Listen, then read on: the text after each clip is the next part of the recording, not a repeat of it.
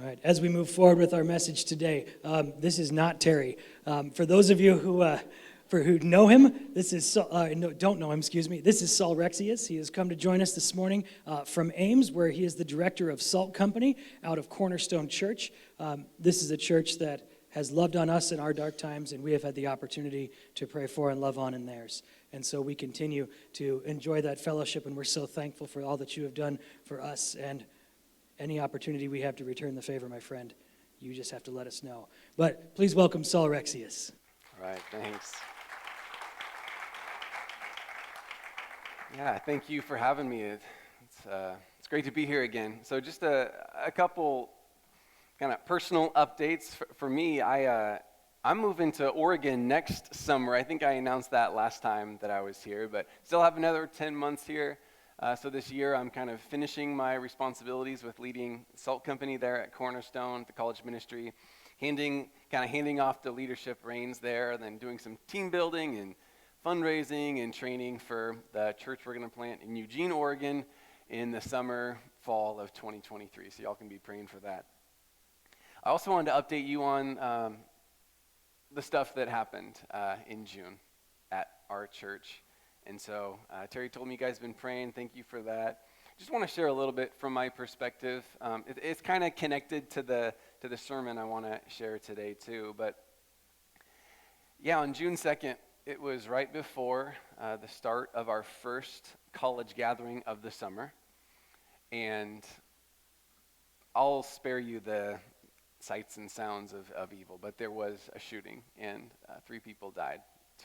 Two of our female students and the shooter himself. And as you can imagine, just terror, trauma, confusion, chaos, and a lot of grieving. So what I wanted to share with you is just a couple of the verses that have been really special to us as a mourning faith community these last couple months. A couple of verses that we've kind of leaned on. You know, the Bible's like that. It's one of those things that doesn't have a weight limit. So many things have a weight limit. Like when I try to ride my kid's bike, it just crunches the metal. You're not supposed to do that. You know, or trampolines have weight limits. Boats have weight limits. Skateboards have weight limits. But the Word of God does not. It can bear all the burden of all the weight you can put on it, and your entire community, even the weight of the world. And so here's just a couple of verses that we've been leaning on these last couple months through a really trying season. The first one comes from the first chapter of the New Testament. It's Matthew 1:23, and they shall call him Emmanuel, which means God with us. It's not just a Christmas verse. It's not just a happy verse. Jesus isn't just with us when the Christmas lights are on. He's with us in the darkness, in the dungeons of pain. And, you know, the week before this shooting happened, I was actually out of town, and that's the time I usually catch up on my reading, and I was reading a book called Managing Leadership Anxiety, which was really important to then apply the next week, managing leadership anxiety. But one of the main points in that book, a concept he tries to stick into the mind of the reader, is Jesus is already there. So when you're walking into a painful, scary moment, Jesus is already there. He's already there. And so that phrase was stuck in my mind. And I actually wasn't on the scene when the shooting took place. I was across town coaching my son's baseball team. It was the first Salt Company I had missed in a long time. But I was missing it because I was coaching baseball, and I was out in the outfield and got several calls. I kept, silencing them. Then I looked up and saw ambulances and police cars flying down Highway 30 and realized I should probably pick up the phone. So I did, learned about what was going on, ran down there to my car, jumped in, sped down the highway. And I just remember thinking all the way down that highway, Jesus is already there. He's already there. I was not there. But Jesus was. He's already there. He wasn't just there in that moment. He was there when I, an hour later had to gather over 100 students in our auditorium and explain what happened. it's maybe hard to imagine the amount of confusion that was happening at that point. So many people didn't even see what happened. People just started running all over. Some people were already home at that point, no idea what was going on. So I had to stand in front of these students and tell them what had happened, news you never want to have to deliver. But I reminded myself, Jesus is already there. I remember meeting with some of the students on Iowa State's campus. A couple days later, they volunteered, some of the counselors from around the city and from Iowa State volunteered to meet with us and kind of debrief the trauma that had happened. And I remember just thinking, Jesus is already there. I didn't want to walk into that room. I was just wanted to stay home and sleep, but I knew I should be there. Jesus is already there. I remember meeting with both families, specifically both mothers, to plan the funerals for their daughters. One of the things that happened on that Thursday night, I showed up late and, about 15 minutes after it had happened. And God kind of sovereignly put me in front of both of the mothers as they were receiving the news, which is a terrible privilege. But that's just where God had me at both times. They were separated by about an hour because one of the moms couldn't get there until then. And they didn't know until they got there because, again, lots of confusion, more than you might imagine. And so kind of my role was to walk with these mothers. I still text regularly with both mothers, even just this morning with the mother of Vivian. And each time I walk into conversations or rooms with those mothers, again, it's a terrible privilege. Part of me wants to be there, part of me really doesn't. I have to remind myself, Jesus is already there because he's Emmanuel, God with us. He's always there. So that was one verse that we leaned into a lot, that I'm still leaning into. Jesus is Emmanuel. The other one comes from John chapter 1, verse 5, and this was actually the kind of our church's Bible reading plan. It's called the 1002 plan. So the reading for that Monday right after it happened was John chapter 1. The light shines in the darkness, but the darkness has not overcome it. So there is this battle going on, as we all know, between light and darkness, but there's a winner. And it's not darkness. Light wins. And that's something that we had to hold on to. And it's something that has 1,000 different applications for all different kinds of things, but one of the ways that we'd applied it to do with physical space, like the physical place of where it actually happened. So my first instinct when the tragedy happened was to think, man, we're never doing Salt Company here again. Not in that room. Not in that parking lot right where it happened.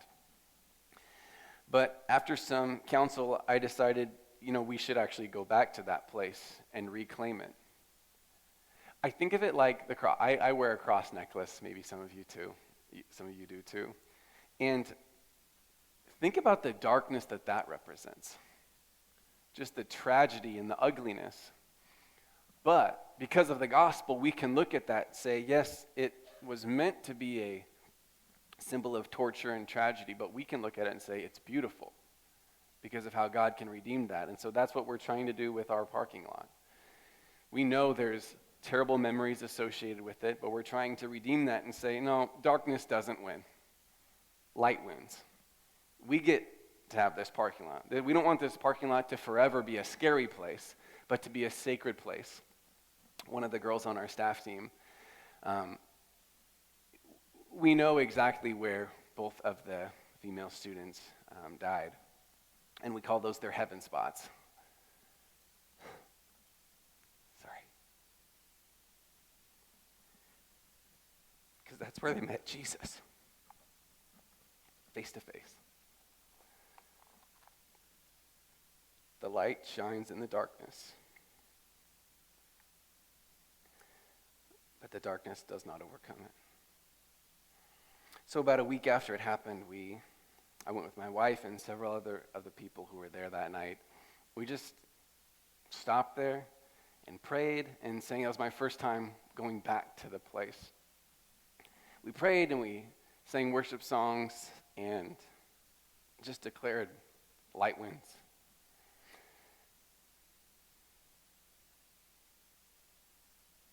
So that this summer, our church was actually supposed to go through 1 Timothy. That was the book we were going to go through, which would have been great, I'm sure.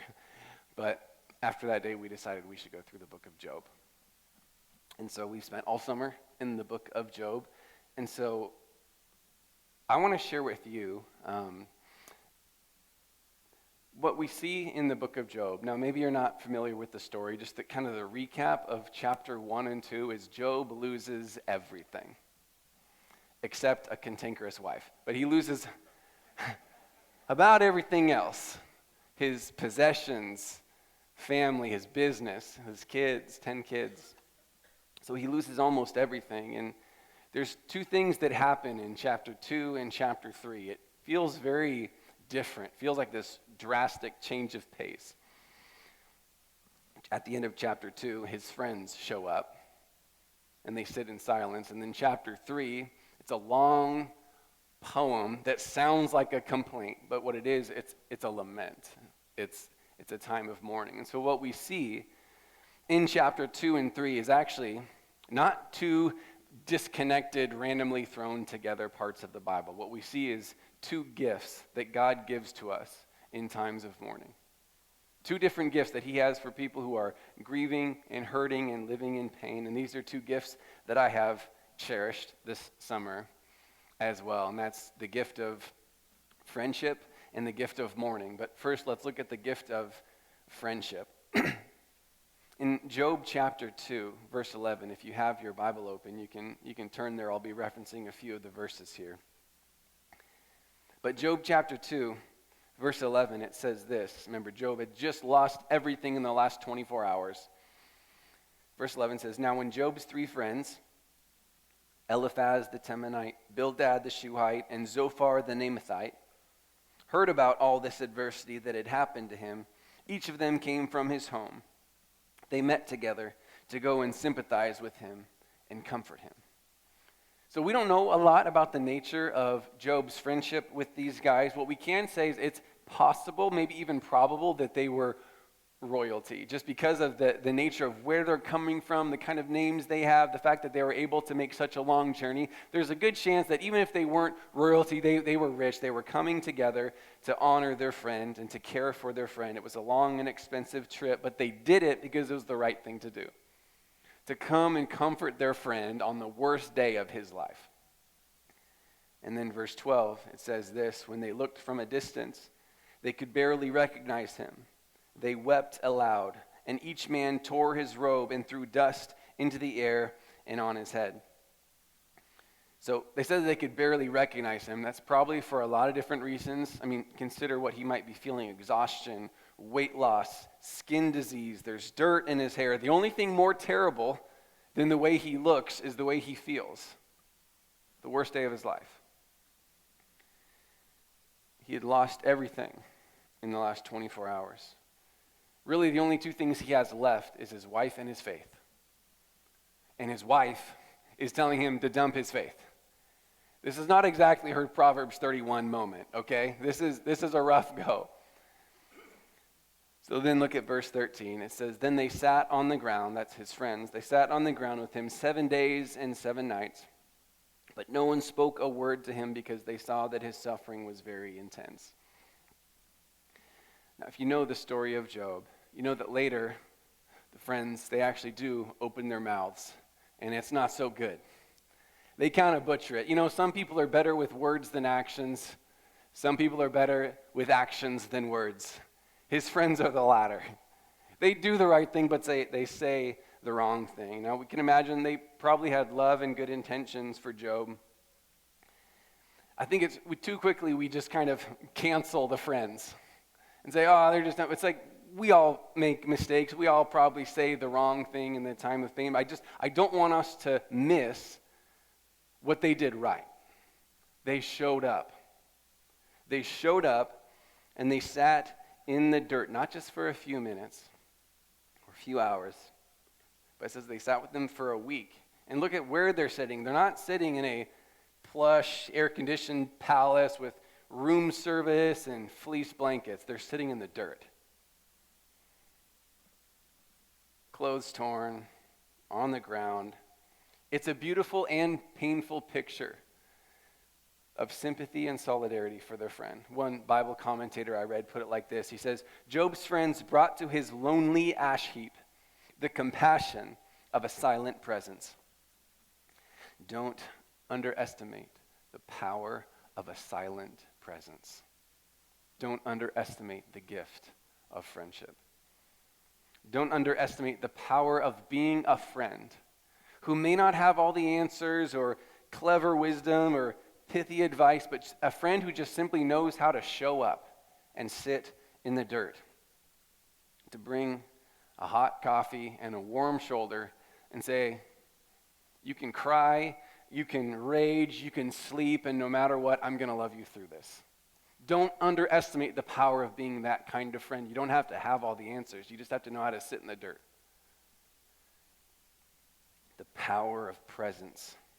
Eliphaz, Bildad, and Zophar weren't perfect, but they were present. Present in the time of Job's need. Do you have an Eliphaz, Bildad, and Zophar in your life? Maybe a better question, are you a friend like that? Yes, do you have friends like that? I think that's something God wants for you. But are you a friend like that? You know, friendship is not a theologically incidental thing in the Bible. It's not like a side thing, like a take it or leave it, nice optional add-on. There are some optional add-ons in the Christian life, okay? Like cross necklaces. You don't have to wear one of those. A study Bible. You don't have to have a study Bible. A trip to the Holy Land. You don't have to do that. They're all nice. Actually, I'd recommend all of those at some point. But they're incidental. They're extra, optional. Friendship is not. Gospel friendship is not extra or incidental. It's necessary, central, crucial, vital. Here's kind of how I think about it. Pain is a heavy thing, kind of like a sleeper sofa. You ever try to move one of those? Nightmare. Those things are heavy, and I'm not small, but those are heavy. And you ever tried to do one of those by yourself? Because I have, and that's even worse. It's so not fun. With two people, it's still really hard, really awkward, but at least it's doable. At least it's doable. That's how pain is. Impossible to do alone. Too heavy. But with a friend, still terrible, but doable. Pain is like carrying a sleeper sofa. You know, Proverbs 17:17 says, a friend loves at all times, and a brother is born for adversity. That proverb isn't really making a distinction between the friend who loves at all times and the brother who's born for adversity. What that proverb is saying is, the friend who loves at all time is the brother who is born for adversity. The same thing. The friendship built in the sunshine is the brotherhood for the storm. That's why friendship is so important. So I've had many friends over the course of the last couple months reach out to me to help, listen, pray, cry. Terry's one of them. People asking how they can pray, how they can help. Another one is just kind of a fun little side story I'll just throw in there. The president of Send Network, his name is Vance Pittman. He's a church planter in Las Vegas. Doesn't really matter. He reached out to me. We had met last spring, and so he had heard about it. He texted me, say, is there anything I can do? And I remembered back to one of the conversations I had with Eden's mom. Eden was one of the victims. So Eden's mom, and asked, we were talking about the funeral, and I just asked, like, who are some of her favorite authors? Because she loved to read. Like, who did she love to read? And one of the names was Priscilla Shirer. So when Vance Pittman texted me, he said, hey, anything I can do to help? I was like, do you have Priscilla Shirer's contact? Because if she could call Eden's mom, that'd probably mean a big deal. Probably mean a lot. I thought there was like a 0% chance that would happen. Apparently there was a 100% chance that would happen. Because a week later, Priscilla Shirer called Eden's mom. If you don't know Priscilla Shirer, she's a fairly popular Christian speaker and author who's now forever my hero, for reaching out. Her family has been through quite a bit of pain over the last couple years. They've even written a book together about it. And so she was able to call one of the families and pray for them and hear them. So there's just all sorts of friends, both near and far, who stepped up in this moment to bless and help our church and our hurting faith community in different ways. No one is Superman. No one is invincible. We all need help. We all need friends. The gift of friendship. It's kind of like redwoods. This is another way I like to think about it. Redwoods are massive trees over on the West Coast mostly, 200 feet tall, 20 feet in diameter, sometimes 2,000 years old. You'd think a tree like that, in order to survive, would have to have super deep roots. But that's actually not the case. What redwoods have is not so much that they have deep roots, but they're really spread out. They actually interlock with other redwood roots all around them. So if a storm wants to take down one redwood, it's going to take down the whole forest because they're all connected. Just like the church is supposed to be. Connected. It's good to go deep too, okay? But it's also good to stretch out and to spread out and to interlock with brothers and sisters of faith so that in the time of pain, in the season of mourning, there's others there to lift you up. Another way I've thought about this is there's this story of a woman, and she worked for an airline, and she had a drinking problem, unfortunately. And so she was actually suspended from her employment because she was stealing liquor bottles. This is a true story over on the West Coast. And so she was caught. She had to do an 8-week recovery program, and eventually she was invited back to continue her job. And even though it's kind of a high-risk environment for an alcoholic, dealing with a lot of alcohol on a daily basis, but she was doing pretty good. A few months later, though, after a really long day, long flight, she had a major craving at the LAX airport, and she just was ready to throw in the towel and kind of give in to her temptation. She tried to convince herself not to, but then convinced herself, I'll just get a different job. I'll just switch my careers. I'll be fine. So she was about to go drink at the airport, which would have led to lots of problems. But in one moment of strength, she looked up and she saw that she was at gate 12. And because she was a flight attendant, apparently she knew some stuff about the airport, she was able to get on the intercom and ask for friends of Bill W. to come to gate 12. And when I heard this story, I didn't know what that meant, but apparently Bill W. is something of a code name for if you're in AA and you need help. And so here she is at gate 12 in LAX airport, and some people hear it over the intercom to come and help her. And so it's reported that 15 people showed up to help her. Her name is Grace. 15 people showed up to help her in her moment of weakness. 2 of them actually got out of their boarding line, missed their flight, so they could help a stranger. The gift of friendship. You can be friends with people that you're strangers to. It's possible. You can be a friend to somebody you've never met. Like there's a lot that we as the church can learn from AA and other communities like that. There's a way to help people. That's what we're supposed to do. So some of us, I think from that story, need to hear this part of it. When you need help, you need to ask for it. Part of the gift of friendship means you kind of need to be like, I need a friend right now. Okay, so maybe some of you need to hear that. If you need help, you need to raise your hand. You need to say something. We need to know. But some of you need to hear the other side of that. When you hear about a need, you need to meet it. You need to show up, even if it's not noticed, even if it's not fun, even if it's not a good time.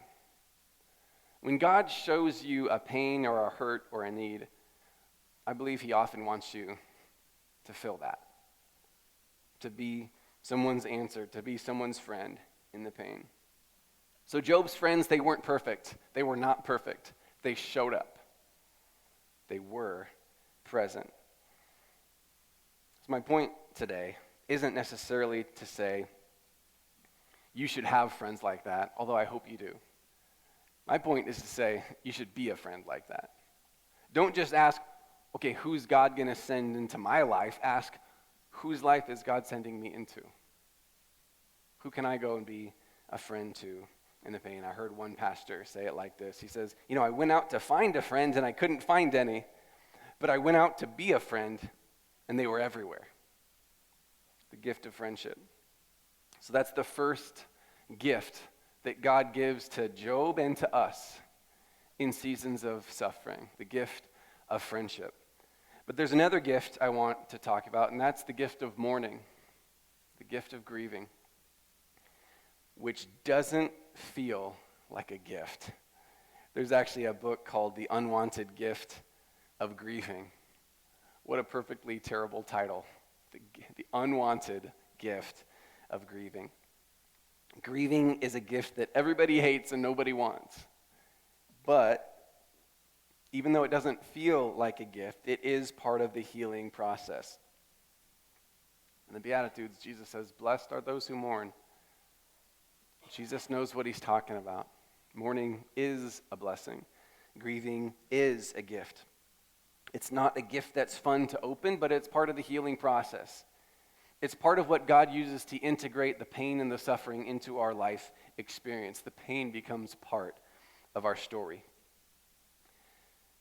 I've been learning a lot about that word, integration. I don't know if you've ever heard it. It's a little bit of a clinical word, but integration means learning how to integrate pain into your life story. And it's kind of the healthy middle ground between denial on one hand and bondage on the other. And so we should want to avoid both denial and bondage. Bondage sounds like this. Bondage is like constantly giving in to fear and obsession or letting one tragedy darken every part of your life. That's bondage. You're in bondage to it. You're enslaved to it. But there's another miss. It's kind of the equal and opposite miss, which is the bondage or the ditch of denial. The ditch of denial basically says, I'm fine, don't worry about me. It's settling for trite cliches, quick fixes, moving on too quickly. So the way I've kind of thought about this is it's kind of like spraining your ankle.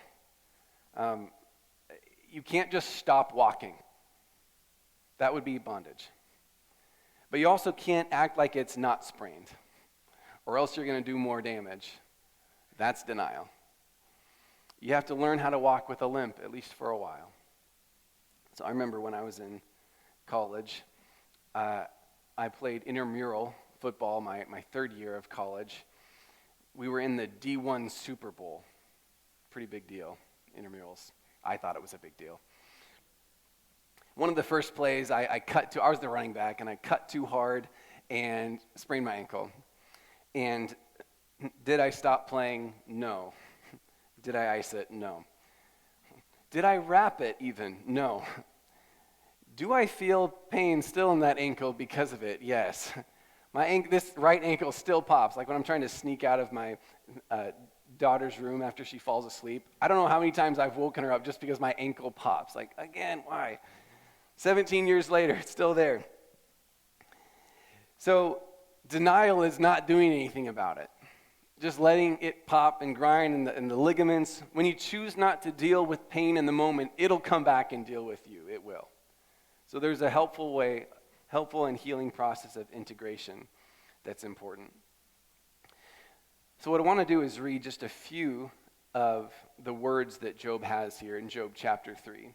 There's a lot of verses. There's 26 verses here. I'm not going to read all of them. I just want you to get a flavor of what he says in his pain and in his mourning. This is kind of not the first, kind of the second time he opens his mouth to speak. Verse 3, he says, "May the day I was born perish, and the night that said, a boy is conceived. If only that day had turned to darkness. May God above not care about it, or light shine on it. May darkness and gloom reclaim it, and a cloud settle over it. May what darkens the day terrify it." Jump down to verse 11. It says, "Why was I not stillborn? Why didn't I die as I came from the womb? Why did the knees receive me? And why were there breasts for me to nurse? Now I would certainly be lying down in peace, and I'd be asleep. Then I would be at rest." He's basically saying it'd be better if I was dead. It'd be better if I never existed. Then all the way down, verse 24, it says, "I sigh when food is put before me, and my groans pour out like water. For For the thing I feared has overtaken me, and what I dreaded has happened to me. I cannot relax, and I cannot be calm. I have no rest, for turmoil has come. We all grieve at different times and in different ways. We mourn differently. We're even starting to notice that in our church, watching how different people mourn and heal in different ways. But I do want to say that there's something exemplary about Job's mourning. In James chapter 5, verse 11, it says, look at Job.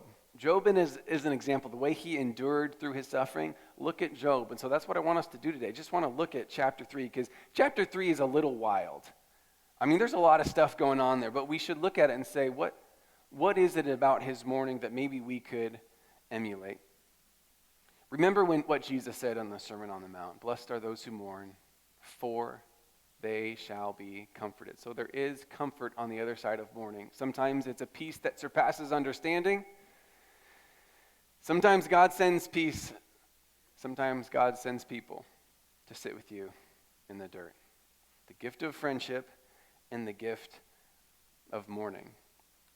Have you guys ever heard that phrase, good grief? Maybe you say it. My parents and grandparents used to say it. It hasn't really locked into my vocabulary. I don't say that.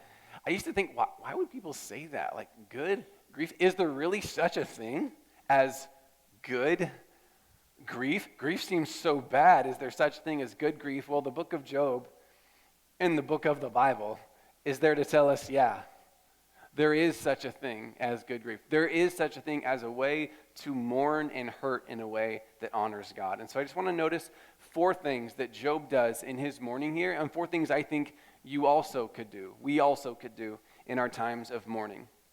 So here's the first one. First thing to do in times of mourning is to ask questions.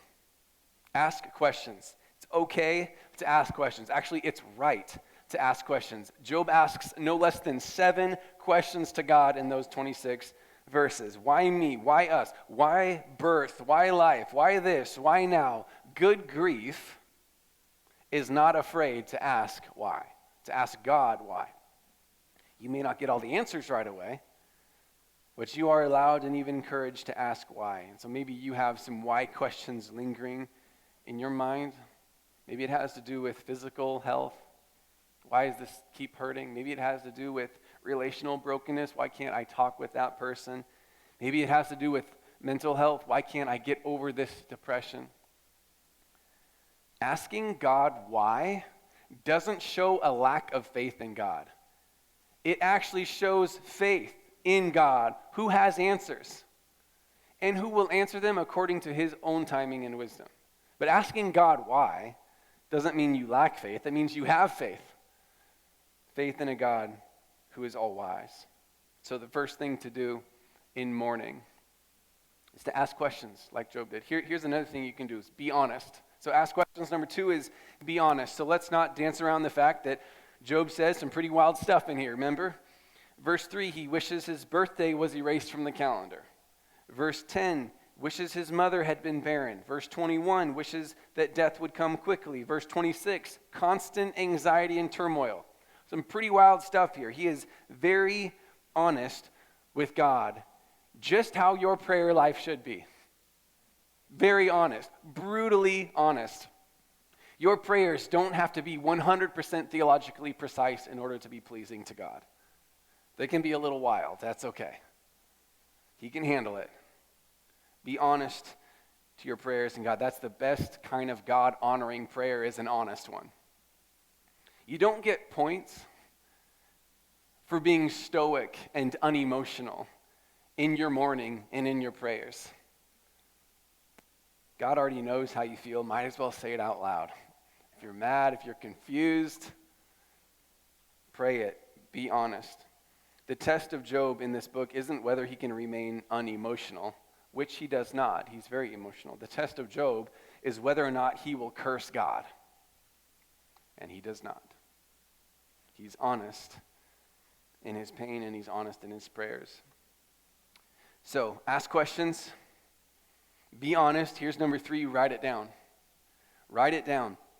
We can't know this for sure, but it's possible, probably even probable, that Job wrote down this lament poem himself. And if he didn't do it, then someone else probably did it for him. These are Job's words. And so I want to say something real quick about just the spiritual discipline of journaling. Journaling and writing a diary or whatever, it's not just for teenage girls and romance authors, okay? Just want to pop that bubble. It's not. It's for people like Job. People who need a place to process what's going on and to put words to how you're feeling. I'm not usually much of a journaler myself, to be honest, but in the last couple months, I've written thousands of words of personal reflections just to try to understand what's going on, to put words to how I feel. And so I would challenge you to write something. It could be as little as a few words per week or as much as hundreds of words per day. It could be something as cool as like a goat skin journal and a really expensive pen, or it can just be a Google Doc on your laptop. That's what I do. But finding a place to record and organize your honest and unfiltered thoughts is one of the best ways to walk through seasons of grief and mourning. Resist the desire to be clever and cute. Just say what's really happening. And then number 4, keep God in the picture. That's the key difference between sinful grumbling and godly lamenting. God's in the picture. Job has questions for God. He's wondering, God, are you still there? But he's keeping God in the picture. Just like Satan thought he wouldn't. Satan thought that Job would get rid of his faith. He doesn't. He keeps God in the picture. Ask questions. Be honest. Write it down. Keep God in the picture. You know, I mentioned how Job asked a lot of why questions. Job isn't the only biblical character who asks why in a season of darkness. I'd remind you that in the moment of deepest darkness when Jesus was hanging on the cross, he asked a question. My God, why? Why have you forsaken me? You see, the ultimate picture of suffering isn't Job in the dirt with his 3 friends. The ultimate picture of suffering is Jesus on the cross with no friends. And even his Father turns away. But because Jesus was alone in his darkest moment, he made sure that you will never be alone in yours, and that Emmanuel is true for you, true for me, God with us. So I want to close with one personal story here. I never got to meet one of my uncles. I have, on my mom's side, she has had 4 brothers, 3 now. One of them died when he was young. He was 16. And so my grandma, we call her Gran. Gran was across the country when she got the news that her son had been in a car wreck and had passed. So she, obviously distraught, probably asking a lot of why questions, probably sounding a lot like Job. But she woke up early the next morning to take the first flight out that she could and face the pain. So there were not just days, but years of pain. I mean, I remember asking Gran when she was even up into her 80s, like, what was Otis like? And she couldn't talk about him without crying. About 9 years later, after her son had died, one of her close friends, Miss Hankins, also got a terrible call in the middle of the night that her own son had been in a very similar kind of car wreck and had also died. And so, in that moment, Gran knew what to do. She showed up in silence to sit in the dirt with Miss Hankins. And unfortunately, that wasn't the last time she went and sat in the dirt with people. For the next 40 years, part of her ministry was sitting in the dirt with people. Some people have the ministry of preaching, like me or Terry. Some people have ministry of singing. Some people have the ministry of sitting. Just sitting in silence, like Eliphaz, Bildad, Zophar, and like my Gran. To sit with people in their pain and to say, God is with me and I'll be with you too. So let's pray and ask God for faith like Job, and that we would have and be friends like that.